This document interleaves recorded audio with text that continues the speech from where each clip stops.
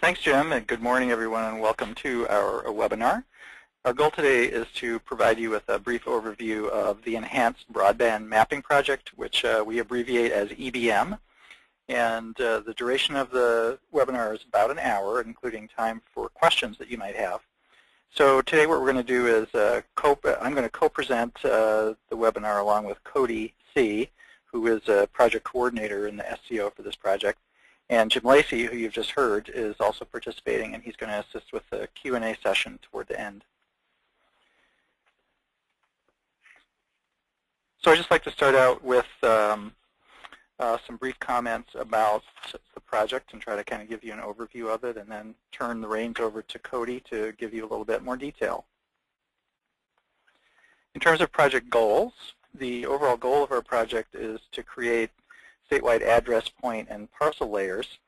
The end result is intended to be as close as possible to statewide coverage. We realize we may not get 100% statewide, but the goal is to get as close to that as possible. The purpose here is that these layers will support the Public Service Commission of Wisconsin, PSC or PSCW, in its efforts to map and analyze broadband access in the state. Most of this statewide data set will be built up from local data. That means mostly county data, but also possibly some municipality data consisting of address and parcel data sets primarily, although we may also need to use other layers like street center lines, for example. And the project itself is a collaboration between the SCO, State Cartographer's Office, and the Division of Intergovernmental Relations, or DIR, at the Wisconsin Department of Administration, or DOA. So I apologize for all of these acronyms, but that's just the way it is, I think. This division of the DOA, the Intergovernmental Relations, is the same division that manages WLIP, the Land Information Program, and that's actually different from that division of DOA that houses the State Geographic Information Office. Well, right off the bat, I wanted to mention the relationship of the EBM project to Act 20, which is, of course, the 2013-2015 state budget, which many of you know about, because there may be some confusion here about the overlap between these two efforts. As many of you know, Act 20 requires the Department of Administration to develop a statewide parcel map implementation plan. Now, the details of this plan are still being worked out, but I wanted to make a note that the EBM project really complements this initiative rather than duplicating it or overlapping it. And the table on this slide shows you some of the differences between the two programs. And just to highlight a few of these, note that the EBM project focuses on compiling existing address and parcel data into a single layer, excuse me, while Act 20 focuses instead on improving local source data to facilitate statewide integration. Similarly, EBM, our project, focuses on the immediate business needs of the Public Service Commission. It really is, in effect, a contract to help them build a data set that they require for their internal business needs, whereas Act 20 focuses on a much wider array of state, local, and private sector needs. And then finally, the EBM project is federally funded, and I'll say a few more words on that in a minute, while Act 20, the Parcel project, is funded through the Land Information Program. A few additional notes on EBM project funding. The project is part of the Public Service Commission's LinkWISCONSIN effort, which is an attempt to map broadband access in the state and thereby gain a clearer picture of where broadband exists and where it doesn't exist, and then make plans to improve access and improve services to the state's residents. Funding for the EBM project was provided by the Public Service Commission through the NTIA, which is yet another acronym standing for the National Telecommunications and Information Administration. So again, to be clear, this is federal funding. It's not state funding, not WLIP funding. The amount of funding is $168,000 over a year. And I did want to also note that this project in Wisconsin is one of a number of similar projects that are being conducted or have been completed in other states.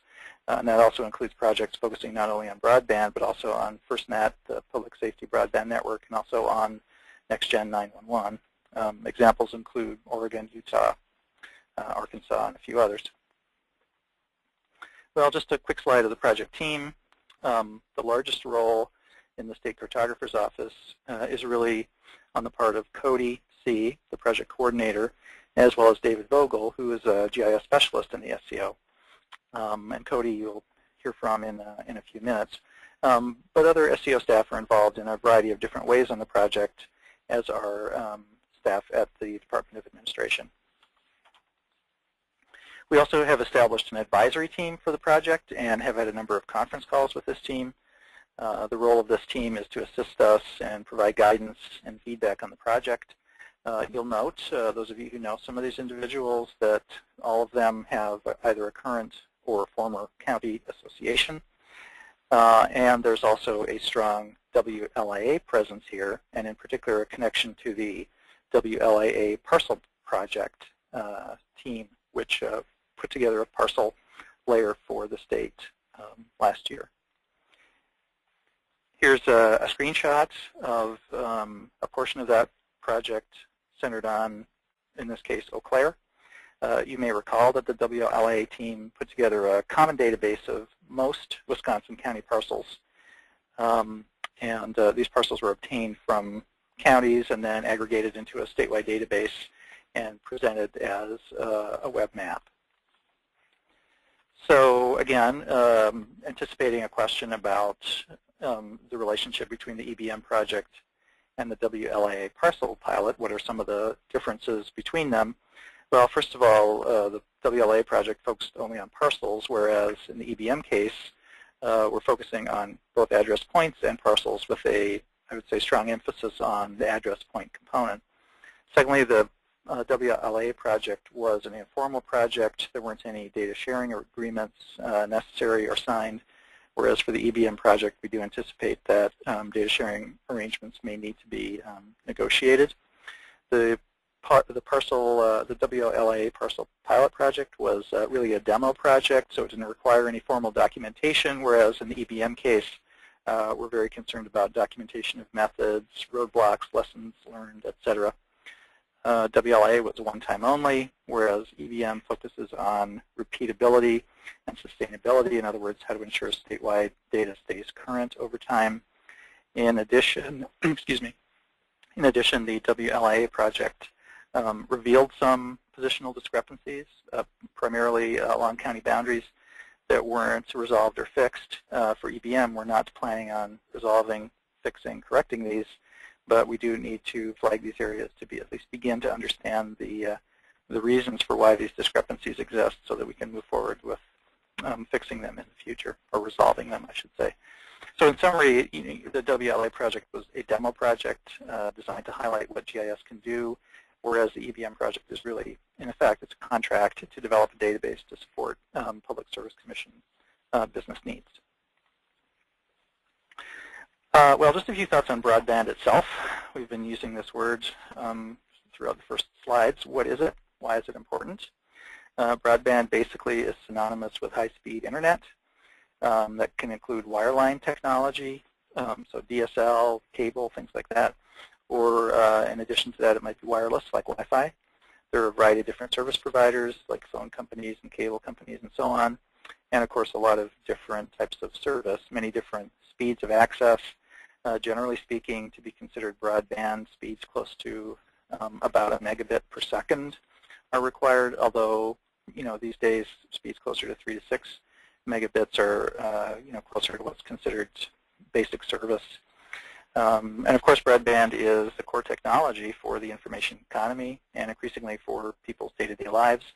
It's what's used for online banking and taking online courses at a community college, accessing healthcare, government services, and communicating with friends and family by email and all sorts of things.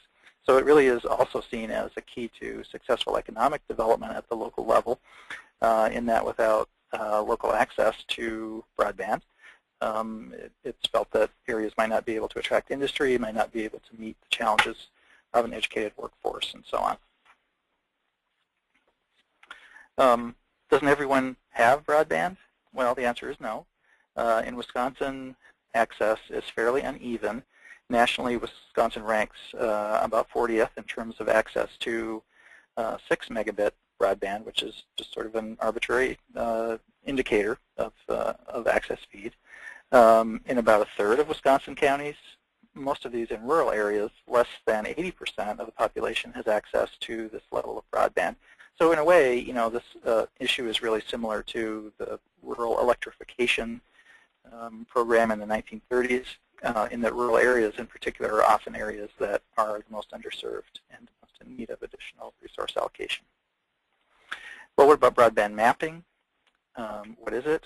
Essentially, broadband mapping is a creation of maps that show the availability and quality, speed, and so on of broadband access across a region or state.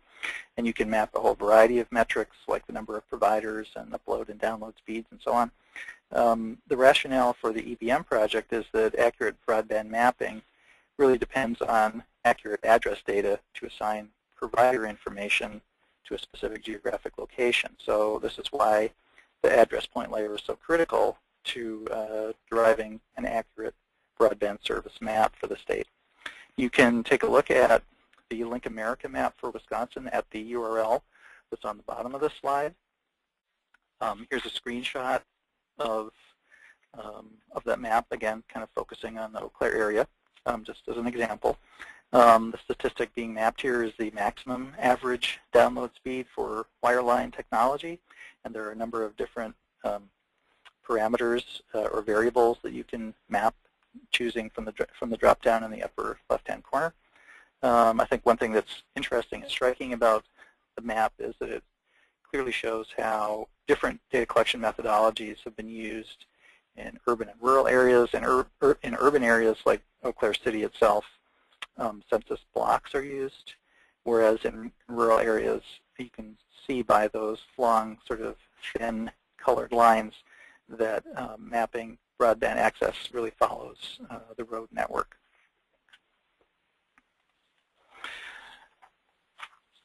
All right, well, just a final word here before I turn it over to Cody. What's the rationale for the EBM project? So quite simply, it's the fact that the Public Service Commission considers a comprehensive address and parcel database to be a critical need, particularly in those underserved rural areas, because this database would help them enhance their broadband maps, the accuracy of their broadband maps, help identify underserved areas, and also potentially be used internally for models that estimate delivery cost and things like that. So really this is the purpose behind the EBM project. Well, I'll turn it over to Cody now, and he's going to take you through some of the details of the projects, and then I think he's going to hand it back to me for a few final comments. So while they make that transition, I'll just put in another plug. If you want to ask any questions out there, feel free to use the chat window. If you want to ask your question over the phone, feel free to raise your hand, again, virtually with that little icon that shows the hand raising. Feel free to do that as well. And in addition, just put in a plug for the website if you've not been there already. It's broadbandmap.sco.wisc.edu. Again, that's broadbandmap.sco.wisc.edu. And with that, it looks like Cody's ready to go here, and I'll let him take it up. Okay, hello everyone. Thank you so much for tuning in. My name's Cody, and I'm a recent addition to the SEO staff. I'll be serving as project coordinator for this project, and once again, just really appreciate taking the time out of your day to tune in and learn more about what we're doing for enhanced broadband mapping. So my position focuses on outreach. So my contact information will be associated with this webinar, and will also be on the enhanced broadband mapping website. So please reach out. Let me know if you have any questions or comments after this webinar, and I'd be really happy to talk with you. So with that, I have a few slides to share with you regarding the project details. And to switch the page here, we'll get right into some of the specific objectives. Really, it's a simple concept here. We're looking to establish a comprehensive address point layer.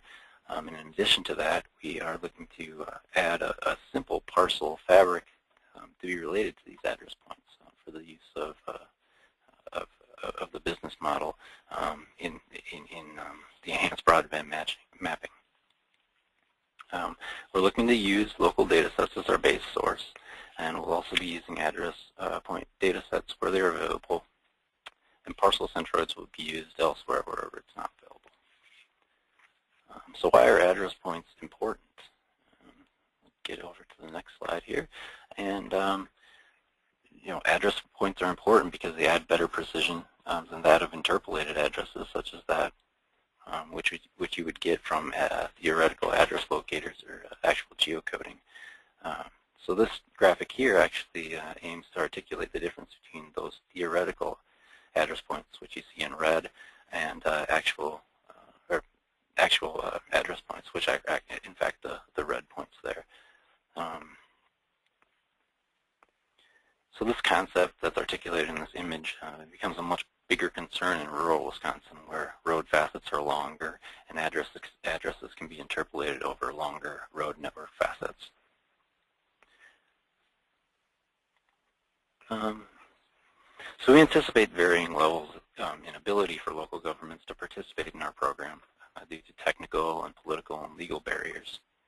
So the SCO and I will be focusing on providing opportunities for providing training and technical assistance, and also facilitating the means for local data contributors to participate in this program.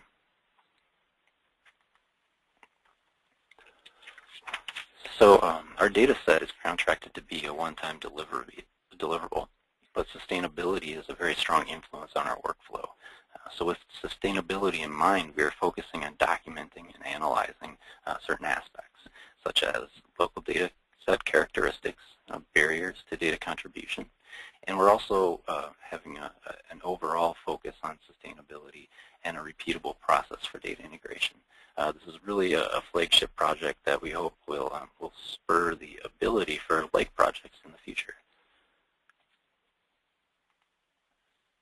Our data model is contingent on the availability and willingness of local governments to participate in this program, and that's why we're really happy to see people tuning in and expressing their interest in this webinar and in this project.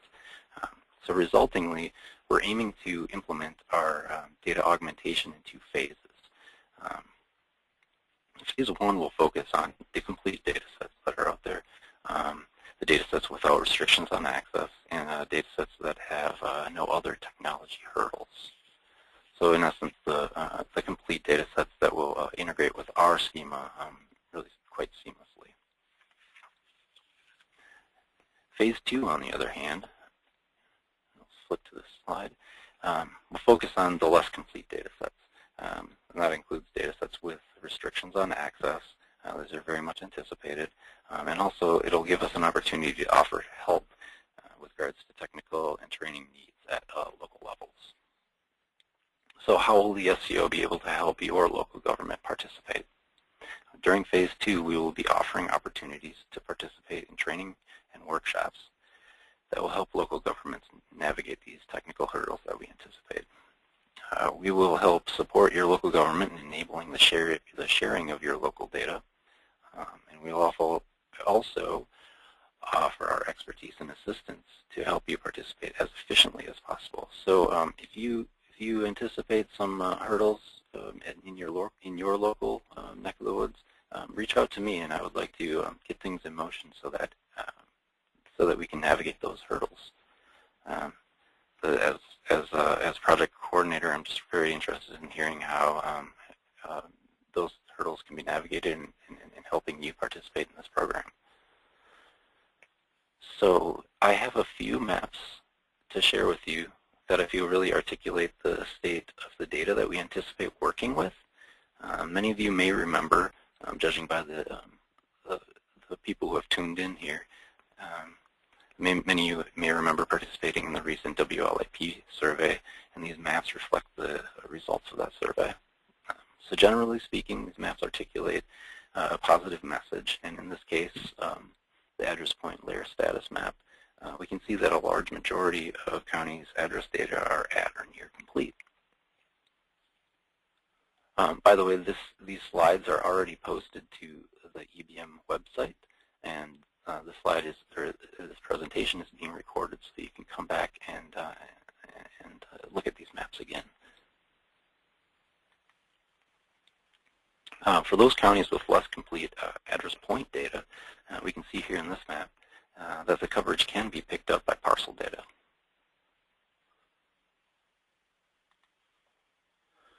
And then finally, this last map articulates the political and legal boundaries that can be potentially problematic. So once again, I think there's an overall positive message reflected in these maps here. And that's all I have really for these slides. I'll give this back to Howard, and we can move on.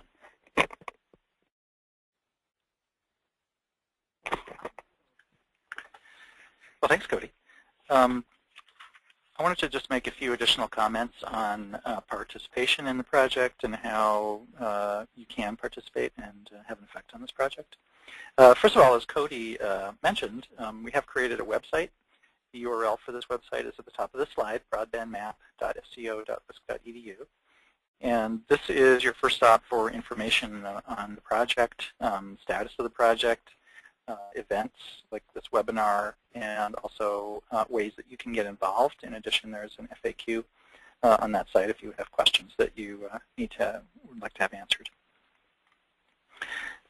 Why should you participate? The primary role for participating is to help ensure that your community has a voice in the future of broadband. I'm not saying that you will all be able to directly decide where resources should be expended on broadband, although some of you might have that, might be involved in that. But rather, it's really just to ensure that your community's data on broadband access is up to date and accurate, because without accurate local data, broadband maps won't be as good, and so steps to enhance broadband are likely to be less effective. How to participate? Well, it really depends on who you are. Geospatial professionals, which many of you are, can do things like attend webinars and presentations. Importantly, provide thoughts and feedback and ideas to us. We're very interested in reaching out to you to hear what you have to say about this project, and also help inform others about the importance of broadband mapping in general and about the existence of this project. As county GIS coordinators, and in addition some local municipality GIS coordinators, we will be asking you to provide access to your address and parcel data for the integration effort. In fact, our call for participation will be coming out very shortly, probably sometime next week, we're hoping. So that's a major way that you can contribute toward this project. Government officials and citizens, the process here really is, I think, one of education, both for yourself and others, about broadband, the importance of broadband, and the future needs of broadband in your community. Just a quick slide showing you the next steps. As I mentioned, the call for participation should be coming out yet this month. That's going to be followed by what Cody was referring to as the Phase 1 data collection and integration effort, which will be happening for the remainder of this year. So that's putting together data sets that are already entirely digital and readily available. In the new year, we'll be doing a lot more outreach and workshops, as Cody was mentioning, related to training and so on, followed by phase 2 data collection and integration in winter and spring of 2014. The final data set and final results are required to be done by the end of June 2014. Well, thank you for your attention and your time, and I believe that we have an opportunity for you to ask questions, either through your speaker or through your microphone, or by typing them in. So I'll turn the microphone over to Jim Lacey. So we have this opportunity for questions that you might have. So pause for just a moment and let anybody think about some questions they might have.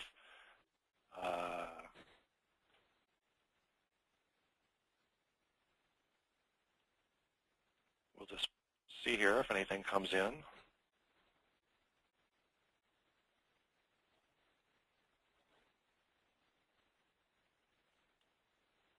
I'll just keep waiting until people start asking questions. How's that sound? Looks like Fred has a question, which I'm attempting to get to, Fred. Fred, if you don't mind, could you type your question into the chat window that should be on the right side of your screen? For some reason, I'm not seeing your question. Actually, it looks like you're connected via phone. Fred, how about if I unmute your phone, if that's okay, and I'll let you ask your question that way. So Fred, go ahead if you want to ask your question. So how is the improved address data going to actually improve the broadband map? I mean, we're talking about building just the address point or an address layer, but how is that actually going to tie into something that the PSC can use? Sure, I'll take that, Fred. Thanks for the question. Basically, speaking kind of simplistically here, because there are a lot of more detailed answers to your question. But one way you could imagine this is that a broadband map is really an amalgamation of two things. On one hand, we have a set of service providers, often private companies, who are providing information on broadband access levels, and that data is tabulated in such a way that it might be referenced to specific address points, or it might be referenced to specific address ranges, or maybe even a more coarse geographic location, but it doesn't have a specific XY location on it.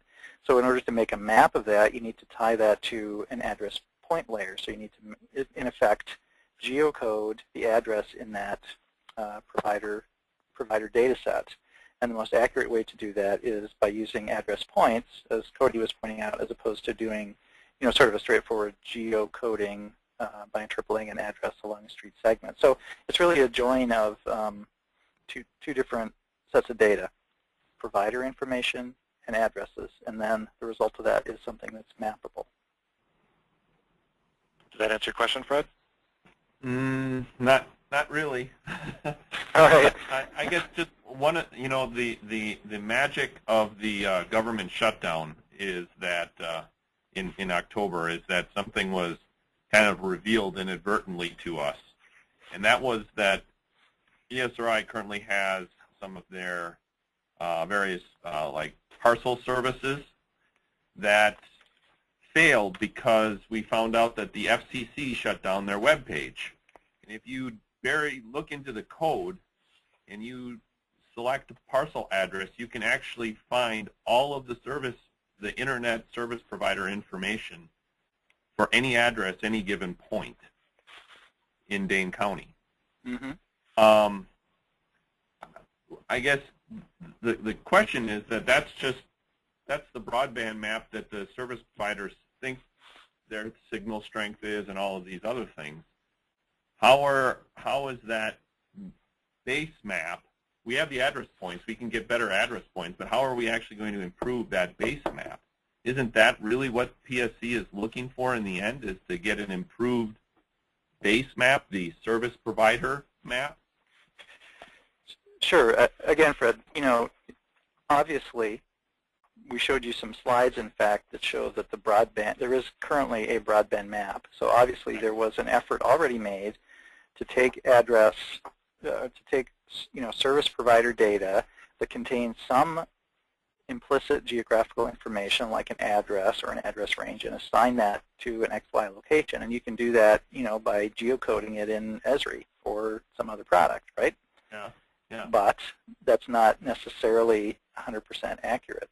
The interpolation of addresses along a street segment, the quality of that can be good or it can be fairly poor. And in particular in rural areas, it can often be quite poor because you're interpolating an address along a stretch of highway that, doesn't have any, you know what I mean? It's just not necessarily going to be very precise. So by joining those service provision information to actual address points whose XY location is accurate and known, you improve the quality of that point data set. You know more precisely geographically where service, what the level of service is at a specific location. And that's an improved base map. And then you can aggregate that to create the base map like we showed you on screen. You can use that in more intense analyses. It's not just for mapping. We're saying it's mapping, but it's also for, doing things like cost models. So, if you're going to improve service in an area, what's the expected cost associated with doing that? So it's really about improving the accuracy of the address component in order to improve the overall quality of the base map. Does that answer your question still, or is there something else you're looking for? Yeah, that's fine. Okay, thanks, Fred. So we've got a series of other questions here, which I'll just read off. Howard and Cody can address, no pun intended. maybe a little pun intended. So the first one is, how much of the data you collect will be shared with the WLIP project? That's from Stacy. By WLIP project, I assume the references to the map, parcel map integration effort. So the two projects are not the same project. The parameters for the parcel map integration project haven't really been completely defined yet. So what exactly that project will be doing in specific detail is not laid out yet.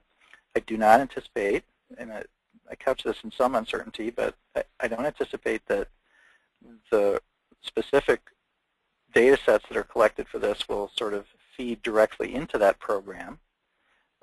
Recall that that program is going to be beginning in collecting data probably in a couple of years' time. So even if we did provide data forward, it would be out of date by that time.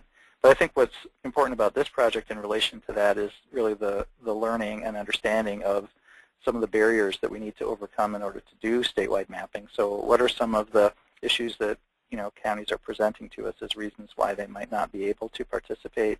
What are some of the technical limitations of data that make it hard to pull it together into an integrated, standardized view?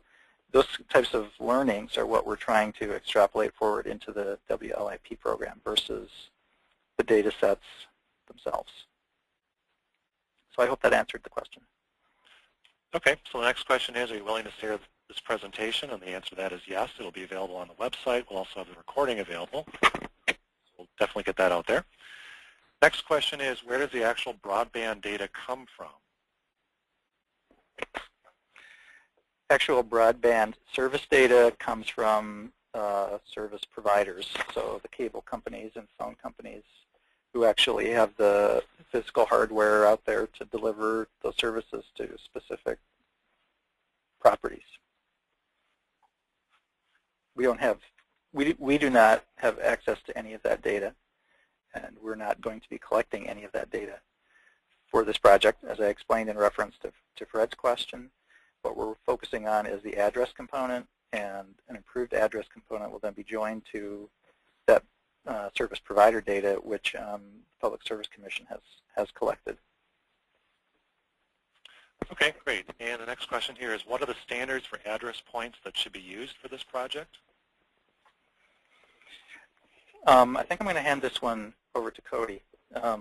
So just hang on a second here.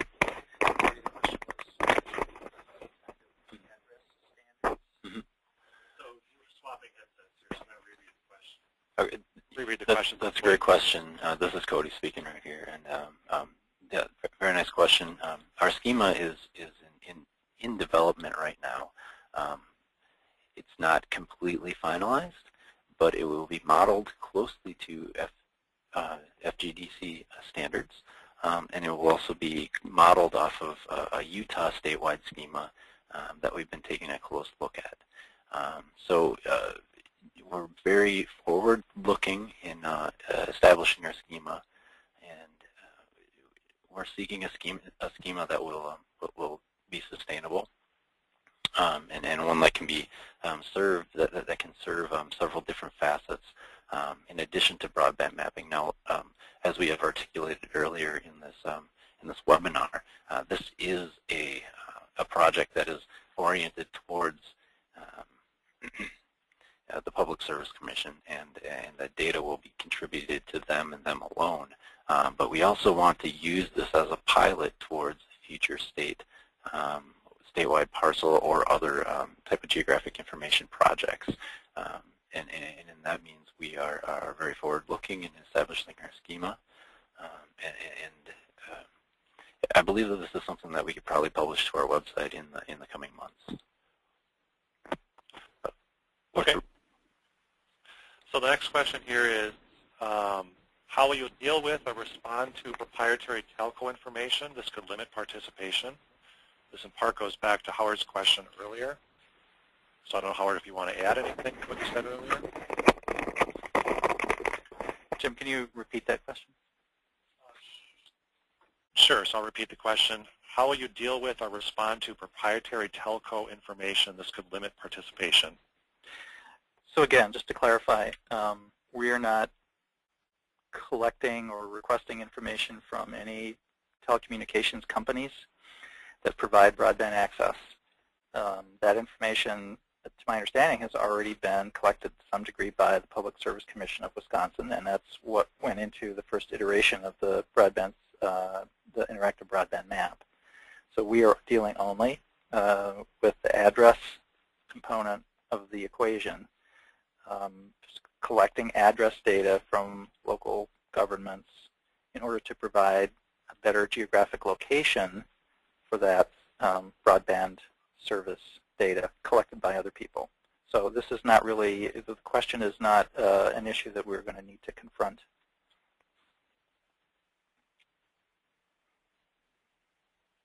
Okay. So the next question then is, are you looking for driveway or structure locations for the address points layer?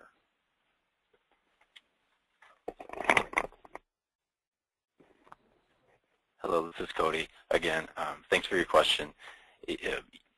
We're not looking specifically for structure information, although if it can be provided, it would be something that we would make use of. In its essence, address points are in fact driveway or entrance point data.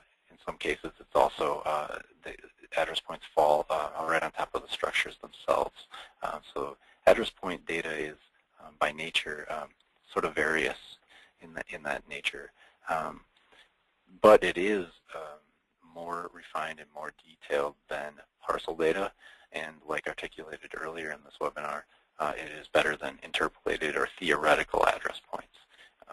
So actual XY coordinates, address points, are in fact the data that we are seeking.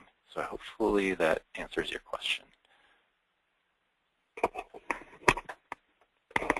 Okay, so we got a couple more questions here.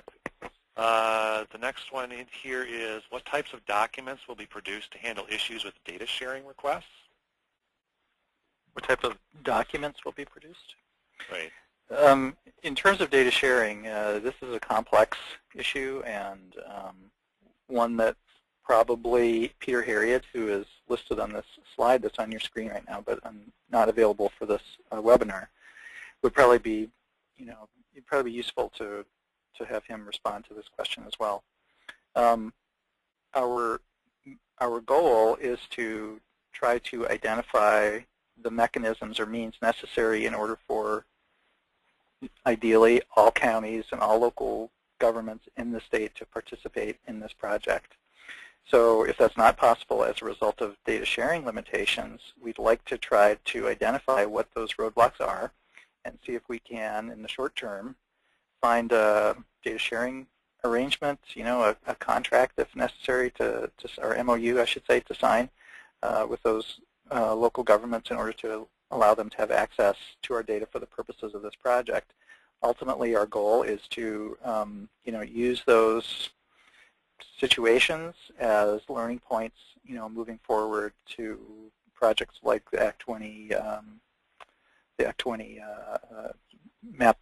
parcel map implementation plan. So I realize that question was a little vague, but we really are trying to understand what the limitation, what the restrictions are, find ways to overcome those in the short term, learn in the long term how to overcome that, and I think you asked something about documentation. So I'll also add that one of the main deliverables of this project will be, a set of an explanation of what some of the data sharing issues and roadblocks are in the state, and solutions that we can potentially use to overcome them. So that's kind of part of that learning process that I was talking about. Great. Okay. The next one here. Since this is driven primarily by the Public Service Commission, will this data set be available to other entities? PSC data is usually restricted from redistribution. The point being, will counties be asked to provide their data to other agencies which they could get from PSC? So essentially, will data be shareable with other agencies? Yeah, this is a very good question, and one that we're still actually kind of grappling with a little bit ourselves.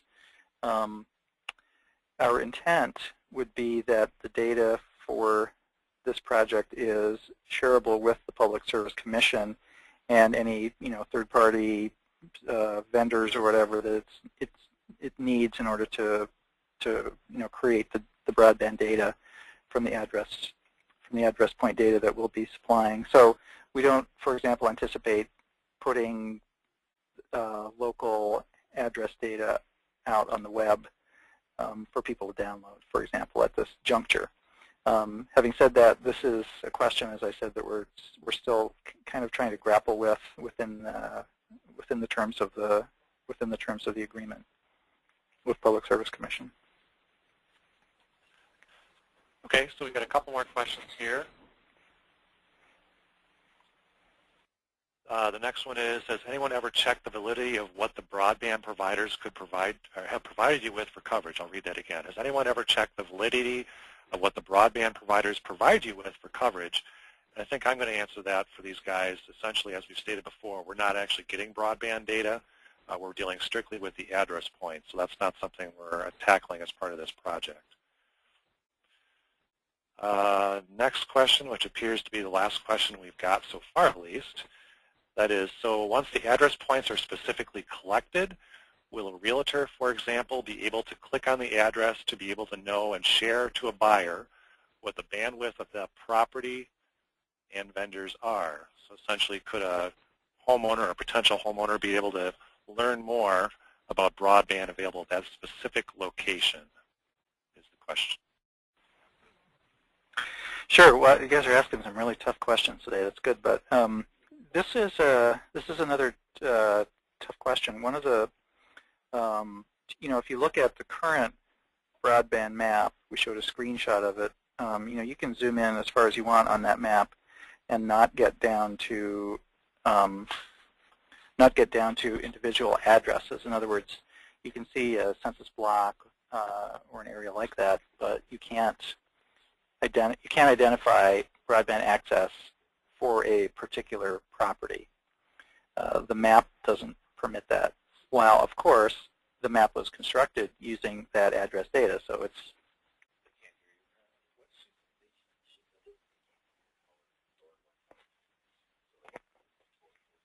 Oh. All right. Apparently, we've got an audio problem, so we're going to repeat the question and let Howard repeat everything he just said. All right, so we're going to backstep us a little bit here. So basically the question, I'll paraphrase, is can a realtor take this information, the potential home buyers, click on a point and basically learn more about broadband access at that specific location? So Howard was starting to describe that. So everything you just said, say it again. Maybe to speak a little bit louder, maybe that's the issue. Yeah, maybe. Sure, great question. I mentioned that you guys were giving us some tough questions today. You'll notice that my answer to this is as follows. You'll notice that in the current broadband map that we showed you on the screen, you can't, no matter how far you zoom in, you can't get down to an individual, property level. You can't find out the broadband service at a specific address, like a person's house. Instead, it's aggregated to, a census block or to an area, a buffer zone, in effect, along a rural highway. So even though the broadband map is created using precise address data, that address data information about broadband services and aggregated up to a different different aerial unit of analysis, like the census block. And to a certain extent, that I believe that will continue to be true for this, the data that we'll be supplying. Now, we have had some discussions with the Public Service Commission, and I hope I'm not misstating anything, but I believe they have an additional program where they, in effect, crowdsource information about broadband access by requesting that information from individual property owners. And individual property owners are able to, check a box saying, I don't mind if you put my information online. So in theory, you could provide, information on broadband access to the address level, at least for those individuals who are, participate in that program and check that checkbox. So having said all this, this isn't really a decision that we make. This is something that the Public Service Commission is dealing with, needs to deal with, and needs to confront all of the potential legal and whatever issues associated with doing it. So yeah, I mean the answer is technically it's possible, but that doesn't necessarily mean that it's going to happen.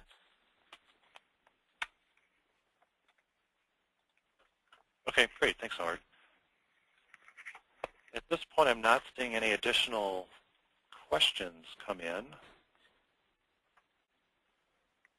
Did you have any final comments you want to make at this point, Howard or Cody? No, I think we just wanted to say thanks to everyone for taking the time to participate in the webinar.